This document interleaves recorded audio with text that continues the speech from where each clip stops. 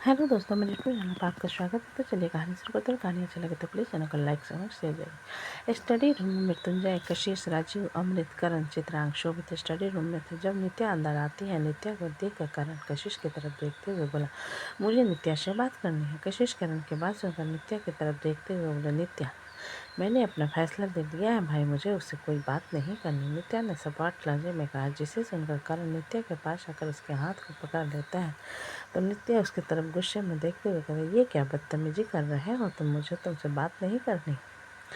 करण ने अपने शब्दों पर जोर देते हुए कहा, जिसे सुनकर नित्या अपना हाथ छुड़ाने की कोशिश करते हुए बोली, मैंने कहा ना, मुझे तुमसे कोई बात नहीं।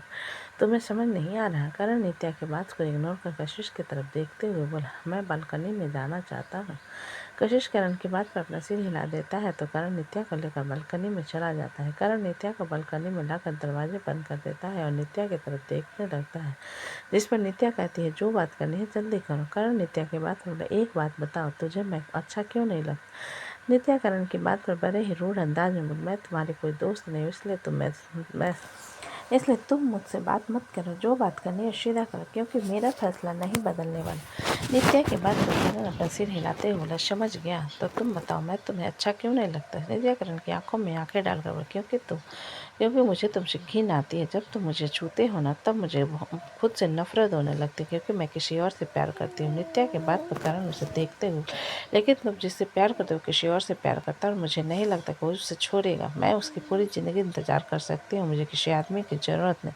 नित्या ने करण के नज़र को फेरते हुए, जिसे सुनकर करण नित्या के चेहरे को अपनी तरफ करते हुए बोले, नित्या, डोंट टच मी, जो बात करनी है दूर रखकर करो। नित्या ने करण के हाथ को झटकते हुए, जिसे सुनकर अपने झटके हुए हाथ को देखकर पलट कर बालकनी में लगे रेलिंग को पकड़ सूरज की तरफ देखती बोले, तुम इस सूरज को देख रही हो। चांद और सूरज बड़े अच्छे दोस्त हैं, लेकिन चांद अक्सर सूरज की रोशनी के आगे कमज़ोर पड़ जाता है। मैं तुम्हारे लिए कमज़ोर पड़ने को भी तैयार हूँ। मुझे तुम्हारा प्यार नहीं चाहिए नित्या, मुझे बस तुम्हारा साथ चाहिए।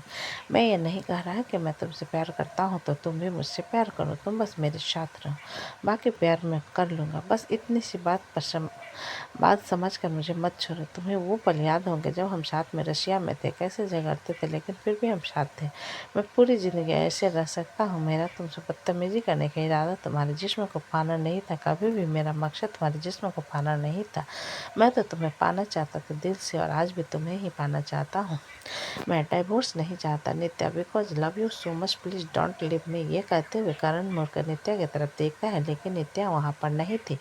करण दरवाजे की तरफ देखता है, जो कि खुला हुआ था। करण के कान और नाक लाल हो जाते हैं, उसकी आंखें भी लाल हो जाती है, जिनमें आंसू भर जाते हैं, लेकिन करण उन्हें बहने नहीं देता और अपना सिर ऊपर करके बंद कर गहरी सांस भर के अपने कोट को ठीक करते हुए अंदर आता है। और करण अंदर आता है, लेकिन वहाँ पर भी नित्या नहीं थी। नित्या को वहाँ न देखकर करण की सांस में सांस आती है और वो उसकी आंखों में हल्की सी चमक आ जाती है। मृत्युंजय करण को चुपचाप खड़ा हुआ देख कर, तुम वहाँ पर क्यों खड़े हो।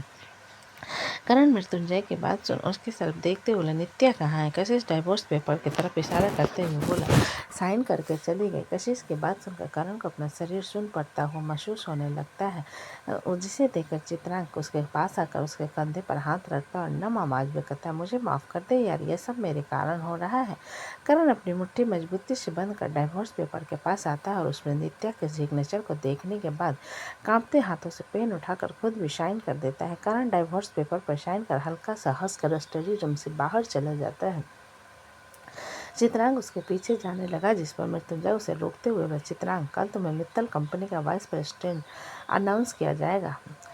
चित्रांग मृत्युंजय की बात पर अपना सिर हिला देता है और दौड़ते हुए स्टडी रूम से बाहर चला जाता है। चित्रांग स्टडी रूम से बाहर आता है तो देखता है करण बिना किसी से बात करे सीधा विला से बाहर जा रहा था। चित्रांग सीढ़ियों से उतरते हुए तेज आवाज में, करण, लेकिन करण चित्रांग की कोई बात नहीं सुनता। चित्रांग बाहर आता है और करण को रुकवाने के लिए बाहर जाने लगता है, तो करण अपने कार में बैठकर वहां से फुल स्पीड में निकल जाता है। चित्रांग जल्दी से दूसरी गाड़ी में बैठकर करण के पीछे निकल जाता है। नित्या अपने कमरे की बालकनी में खड़ी सब कुछ देख रही थी और अपनी नज़रें फेर कर फिर से कमरे में आ जाती है। ऋतिक का फार्म हाउस। ऋतिक अपने फार्म हाउस के गार्डन में खड़ा हुआ था। उसके साथ में सेल्वन और रिवान भी था, जो कि गोवा से स्पेशल प्रकृति का बुलाने पर वापस मुंबई आया था। ऋतिक के सामने एक हट्टा कट्टा आदमी थोड़ी अधमरी हालत में खड़ा हुआ था। सेल्वन उसे शख्स की तरफ देखते हुए जाकर ऋतिक के कान में धीरे से बोला, मुहूर्त निकला जा रहा है, मैडम बुला रही है। रिवान सेल्वन की बात सुनकर उस आदमी के पास जाकर उसके जबड़े को पकड़ते हुए बोला, आखिरी बार पूछ रहे हैं, बता तुझे यहाँ पर जासूसी के लिए किसने भेजा है? रिवान के सवाल पर वो आदमी उसे देखते हुए बोला, मार दो लेकिन नहीं बताऊंगा। ऋतिक उस आदमी की बात पर हल्का सा स्मृति के साथ बोला, डू के कुत्ते उसके परमिशन के बगैर जुबान नहीं खोलते। रीति की बात सुनकर उस आदमी का चेहरा पीला पड़ जाता है। तभी वहाँ पर एक मर्सिडीज आकर रुकती है जिसमें से आरू और विक्रम बाहर आते हैं। विक्रम जिसकी नज़र गार्डन पर थे आरू की तरफ देखते हुए बोला, अंदर आ जाओ, मैं ऋतिक से मिलकर अंदर जाओ, मैं ऋतिक से मिलकर आता हूँ। आरू विक्रम की बात पर अपना सिर हिलाते हुए फार्म हाउस के अंदर चली जाती है। विक्रम एक नज़र उस आदमी को देखने के बाद ऋतिक के करीब आते बोले, कौन है ये? रिवान विक्रम के सवाल का जवाब देते बोले, जासूसी करने आया था, पकड़ा गया, लेकिन हमारे बॉस तो अंतर्यामी है, उन्हें बिना के उसकी जुबान खोले पता चल गया कि ये किसका आदमी है, लेकिन मुझे नहीं पता। रिवान की बात पर विक्रम ऋतिक की तरफ देखते हुए, यार रक्षाबंधन के दिन तो कम से कम ये सब तमाशा छोड़ो। तभी वहाँ पर भास्कर, रजवी और द्विवेदी आकर रुकते हैं, जिसके साथ एक गन शॉट की आवाज़ आती है और वो आदमी वहीं घास पर लेट जाता है। विक्रम घूरकर ऋतिक की तरफ देखता है तो ऋतिक अपने गन रिवान के हाथ तरफ उछालते हुए विक्रम से कहता है, तुमने कहा तमाशा खत्म करो, मैंने कर दिया। उसके बाद ऋतिक सेल्वन की तरफ देखते हुए लड्डू के पास पार्सल कर दो और कहो दोबारा मेरी ज़िंदगी में ताका झाकी करने की कोशिश न करे। सेल्वन ऋतिक के बाद पर अपना सिर हिला देता है और ऋतिक अपने ब्लैक बिजनेस सूट में लॉन्ग ओवरकोट उठाकर पहनते हुए एक नज़र भास्कर, रजवी और द्विवेदी पर डालने के बाद अंदर चला जाता है। विक्रम एक आह भरते हुए उसके पीछे फार्म हाउस के अंदर चला जाता है। ऋतिक जब लिविंग हॉल में पहुंचता है तो उसकी नज़र सीधा प्रकृति पर चली जाती है, जिसने बेबी पिंक कलर का फुल स्लीव ब्लाउज वाली साड़ी पहन रखी थी, जिसमें उसके बैक शो हो रहे थे। भास्कर अपने गोद में एक करीब 5 साल के बच्चे को लेकर द्विवेदी और रजवीर के साथ अंदर चला जाता है। प्रकृति उन लोगों को देखकर खुश हो जाती है और जब उसकी नज़र उसे बच्चे पर जाती है तो उसकी खुशी दोगुनी हो जाती है और वो भास्कर के पास आकर उसे बच्चे की तरफ हाथ बढ़ाते हुए कहते, मेरे पास आओ। भास्कर अपने कदम पीछे लेकर बोला, मैं सिर्फ राखी पहनने आया हूँ, तुमसे रिश्तेदारी निभाने नहीं। प्रकृति भास्कर की बात सुन छोटा सा मुँह बनाकर, मैं आपसे बात नहीं कर रही हूँ, अपने भतीजे से बात कर रही हूँ। प्रकृति के बाद भास्कर उसके सिर पर थप्पड़ मारते हुए बोला, तुम्हारा एटीट्यूड कभी खत्म नहीं होगा, ठीक कहा ना? प्रकृति भास्कर को घूरते हुए, आपको शर्म नहीं आई अपनी बहन को पॉइजन देते हुए? हर साल जो बहन आपके हाथ पर राखी बांधती है इस उम्मीद के कि आप उसकी रक्षा करोगे, लेकिन आप तो खुद मेरी जान के दुश्मन बन गए, तो अब क्यों आए हो राखी पहनने? प्रकृति के बाद भास्कर की आंखें में नमी छा जाती है और वो एक नज़र ऋतिक को गुस्से से घूरने के बाद प्रकृति से कहता है, सब तुम्हारे इस पति के कारण हो रहा है, जब से हमारे बीच आया है हम भाई बहन में सिर्फ झगड़ा हुआ है। प्रकृति भास्कर की बात पर आंखों में नमी लिए उसकी तरफ देखकर बोली, ऋतिक मुझसे बहुत प्यार करते हैं और वो सुधर चुके हैं। भास्कर प्रकृति की बात पर बोला, वो तो हमने गार्डन में देखा कितना सुधर चुका है। भास्कर की बात पर प्रकृति ऋतिक की तरफ देखते हुए बोली, गार्डन में भाई से झगड़ा हुआ क्या? ऋतिक जो कि उनकी बातों को अनसुना करते हुए सिर्फ प्रकृति के बैग को देख रहा था, प्रकृति के सवाल पर उसकी तरफ देखते हुए बोला, नहीं। प्रकृति ऋतिक की नज़र पर अपने दांत कस कर उसे घूरती है और भास्कर के गोद में बैठे बच्चे की तरफ हाथ बढ़ाते हुए कहती है, बुआ के पास आओ। भास्कर अपने बेटे की तरफ देखते हुए बोले, भविष्य गुड टू योर आंट। भविष्य भास्कर की बात सुन प्रकृति की तरफ देखते हुए, hey baby, I want call you aunty, I call you baby, okay? और ऋतिक भविष्य की बात सुन अपने दांत पीसते बोले, डियर लंगर, this your aunt, so call her aunt. भविष्य ऋतिक की बात सुन भास्कर से बोला, डैड हु इज दिस चेरिक मैन? रिवान और सेल्वन जो कि वहाँ आ रहे थे भविष्य की बात सुनकर रिवान की हंसी छूट जाती है तो ऋतिक उसे घूरने लगता है, जिस पर रिवान जल्दी से अपने मुंह पर हाथ रख लेता है। ऋतिक रिवान को अपनी जलती आंखों से घूरने के बाद भविष्य को घूरते हुए बोला, actually in relation I feel I like your uncle, but if you से सो आई कैन बिकम योर गुरु।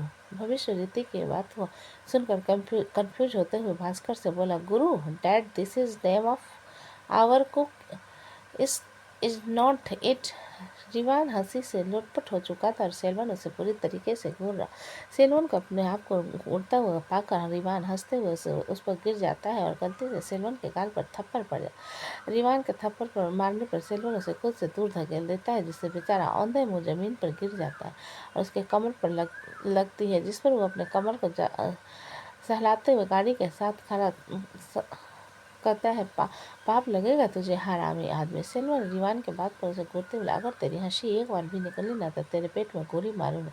सेल्वन के धमकी पर रीवान मुंह बनाते हुए चुपचाप खड़ा हो जाता। वहीं भविष्य की बातों पर ऋतिक हद से ज्यादा फ्रस्ट्रेट हो रहा था, जिस कारण वो प्रकृति से, तुम अपना रक्षाबंधन का कार्यक्रम पूरा करो, मैं अपने बेडरूम में जा रहा हूँ।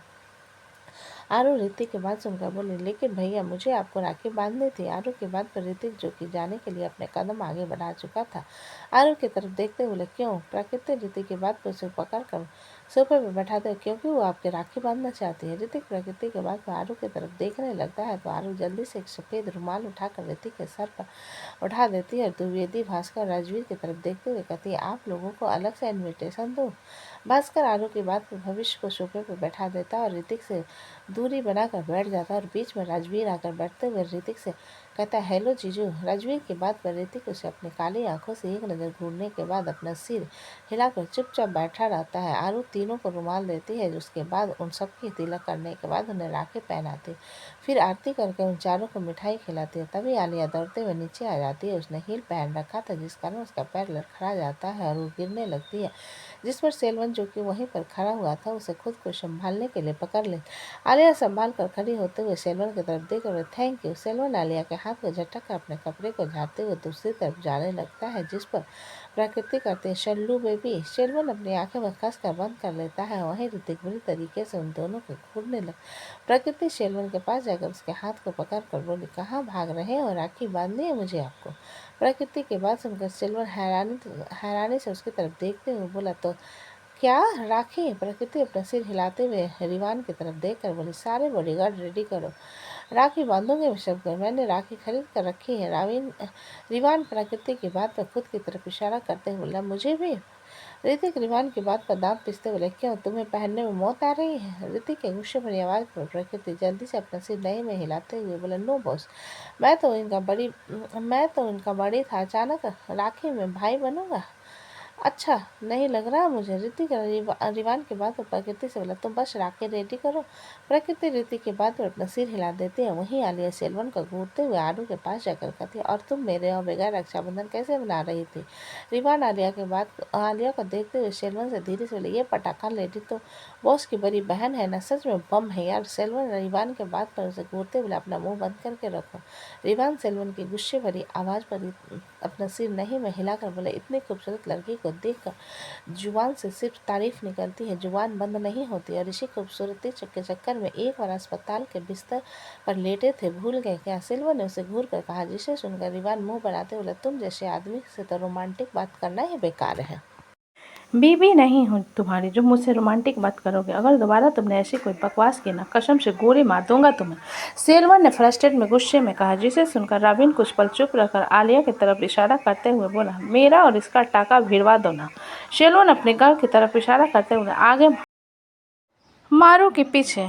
रीवान सेल्वन की धमकी पर मुंह बनाता है। वहीं प्रकृति भास्कर द्विवेदी और राजवीर को राखी बांधती है। उसके बाद सेल्वन और रीवान को भी राखी बांधते हैं। रीवान राखी को देखते हुए रोने जैसा चेहरा बनाकर प्रकृति से कहता है, यार हम दोनों तो दोस्त हैं ना, कोई बात नहीं, अब हम दोनों भाई बहन हो गए और ज़्यादा एंजॉय करेंगे। प्रकृति ने रीवान को मिठाई खिलाते हुए, जिसे सुनकर रीवान मुंह बना लेता है। प्रकृति सभी बॉडीगार्ड्स को राखी बांधती है, लेकिन उसका एक फायदा हो गया था कि सभी ने उसे 500 रुपये दिए थे, जिस कारण प्रकृति को करीब 20,000 मिल गए थे, जिससे प्रकृति बहुत खुश थी। रक्षाबंधन का कार्यक्रम पूरा होने के बाद सभी लोग लंच के लिए बैठ जाते हैं। प्रकृति अपना लंच करते हुए भविष्य की तरफ देखकर बोली, भविष्य आप स्कूल जाते हो? भविष्य रोटी रोल करके खाते हुए प्रकृति से बोला, yes go to day care. भविष्य की बात पर ऋतिक एक नज़र उसकी तरफ देखने के बाद चुपचाप अपना लंच करने लगता है और सभी लोग अपना लंच एक साथ करते हैं। लंच खत्म होने के बाद भविष्य भास्कर की तरफ देखते हुए बोले, dad will go to mom. Bhaskar भविष्य की बात सुनकर अपना सिर हिला प्रकृति से बोला, मैं तुम्हारी भाभी को अमेरिका से इंडिया ले आया हूँ और अब ये लोग यहीं रहेंगे, इसलिए कर्नाटक मिलने आना। ऋतिक भास्कर की बात पर, हम फैमिली पिकनिक पर जा रहे हैं, इसलिए फिलहाल के लिए नहीं बनेगा। ऋतिक की बात सुन प्रकृति कंफ्यूजन में उसकी तरफ देखते हुए, ये कब प्लान हुआ? ऋतिक प्रकृति के बात पर, शारंग फैमिली। प्रकृति अपना सिर हिला देते वहीं राजवीर आलिया की तरफ देखते हुए कहता है, आप घर नहीं चलोगे? यहीं पर बस कर रहना है क्या? आलिया राजवीर की बात पर उसे घूर कर बोला, तेरी क्यों जल रही है? तुझे रहना है तो तू भी रह जा, और मैं यहाँ पर अभी बुटीक की ट्रेनिंग ले रही हूँ, इसलिए मैं नहीं आ रही, क्योंकि अभी मेरा कोर्स पूरा नहीं हुआ है। राजवीर आलिया की बात पर मुंह बनाते हुए प्रकृति की तरफ देख कर बोला, ज़्यादा बकबक करोगे तो रेल के डिब्बे में बंद करके भेज देना। प्रकृति राजवीर की बात पर अपना सिर हिलाते हुए बोली, तुझे फिक्र करने की ज़रूरत नहीं है। भास्कर उन लोगों के झगड़ों के बीच में आते हुए बोला, अच्छा ठीक है, हम निकल रहे हैं। भास्कर की बात पर प्रकृति उसे साइड में गले लगाते हुए बोली, भाई कुछ दिन यहीं पर रह जाओ ना प्लीज़। भास्कर प्रकृति की बात पर ऋतिक की तरफ इशारा करते हुए बोला, शायद हमारा यहाँ पर रुकना तुम्हारे पति को अच्छा नहीं लगेगा। प्रकृति भास्कर की बात सुनकर ऋतिक की तरफ देखते हुए बोली, तुम? ऋतिक भास्कर की तरफ देखकर बोला, बिल्कुल सही समझे, मुझे अनजान लोग अपने घर में अच्छे नहीं लगते। भास्कर ऋतिक के घमंड पर घूर कर उसकी तरफ देखने के बाद द्विवेदी से बोला, चलते हैं। द्विवेदी भास्कर की बात पर अपना सिर हिलाते हुए बोला, मुझे यहाँ पर कुछ काम है, आप लोग निकलो। भास्कर द्विवेदी को बात पर अपना सिर हिला देता है और वो लोग वहाँ से चले जाते हैं और द्विवेदी दूसरी गाड़ी में वहाँ से निकल जाता है। उन लोगों के जाने के बाद प्रकृति ऋतिक की तरफ देखते हुए बोले, तुम? ऋतिक प्रकृति के बात को बीच में काट कर, रात को बात करेंगे, इतना कहकर ऋतिक शेरवन की तरफ देखते हुए बोला, सारंग विला चलते हैं। शेरवन अपना सिर हिला देता है और ऋतिक के साथ सारंग विला के लिए निकल जाता है। उन लोगों के जाने के बाद विक्रम प्रकृति की तरफ देखते हुए बोला, हम भी अब निकल रहे हैं। प्रकृति विक्रम की बात पर छोटा सा मुंह बनाकर बोली, यार एटलीस्ट आप लोग तो रुक जाओ। आरू प्रकृति की बात पर बोली, हम फिर आएंगे, अभी कुछ मुंबई में रहने वाले हैं, लेकिन अभी सारंग विला जाना जरूरी है, प्लीज़। प्रकृति आरू की बात पर मुंह बनाते उसे गले लगाकर बोली, ठीक है, लेकिन रुको। इतना कहकर प्रकृति ढेर सारी मिठाई के डब्बे लाकर आरू को देते हुए बोले, इसे बनी को दे देना। आरू प्रकृति की बात पर मुस्कुराते हुए अपना सिर हिला देती है और विक्रम के साथ वो लोग सारंग विला के लिए निकल जाते हैं। उन लोगों के जाने के बाद आलिया प्रकृति से बोली, यार तेरा पति हमेशा सारंग विला क्या करने जाता है, क्योंकि वो सारंग फैमिली को अपनी फैमिली समझते हैं। प्रकृति ने जवाब दिया, जिसे सुन आलिया मुंह बनाते हुए बोली, मुझे तो कुछ और ही लगता है, जैसे वो किसी को देखने जाता हो। प्रकृति घूरकर आलिया की तरफ देखती और रिवान की तरफ देखते हुए कहती, रावण रानी और रोनी को लेने जाना है। वो लोग अब ऑर्फनेज गए हुए थे, क्योंकि रानी को बहुत लोगों की राखी बांधनी थी और रानी को पहनना। रिवान प्रकृति के बात पर अपना सिर हिलाते हुए बोले, ठीक है, मैं जा रहा हूँ लेने। इतना कहकर रिवान ऑर्फनेज के लिए निकल जाता है। अनमोल का अपार्टमेंट। रिया अनमोल का इंतजार करते हुए बैठी थी, क्योंकि अनमोल सुबह से बिना रिया को बताए गायब था। जब अनमोल के अपार्टमेंट का डोरबेल बजता है, रिया जल्दी से जाकर दरवाज़ा खोलते हुए बोली, इतना वक्त लगता है आने में, मैं आपको अपने साथ सारंग विला। यह कहते हुए रिया चुप हो जाती है, क्योंकि सामने द्विवेदी खड़ा हुआ था। रिया को रेडी खड़ा देख द्विवेदी बोला, शायद मैं गलत टाइम पर आ गया। रिया अपना सिर नहीं में हिलाकर बोली, जी नहीं, लेकिन आप यहाँ? द्विवेदी रिया के बात पर बोला, मैं अनमोल से मिलने आया था, आप कहीं जा रही हो? रिया अपना सिर हाँ में हिलाते बोला, हाँ, मैं हर साल रक्षाबंधन में सारंग विला जाती हूँ, लेकिन पता नहीं अनमोल कहाँ रह गए, मैं उन्हीं का इंतजार कर रहे थे। जिसे सुनकर द्विवेदी अपना हाथ आगे बढ़ाकर बोला, अगर आप बुरा न मानो तो मैं आपको ले चलता हूँ। तो दोस्तों, कहानी कैसी लगी मुझे कमेंट में लिखें। अच्छी लगे तो प्लीज़ चैनल को लाइक करें, सब्सक्राइब करें और ज़्यादा से ज़्यादा शेयर करें। कहानी को पूरा सुनने के लिए धन्यवाद।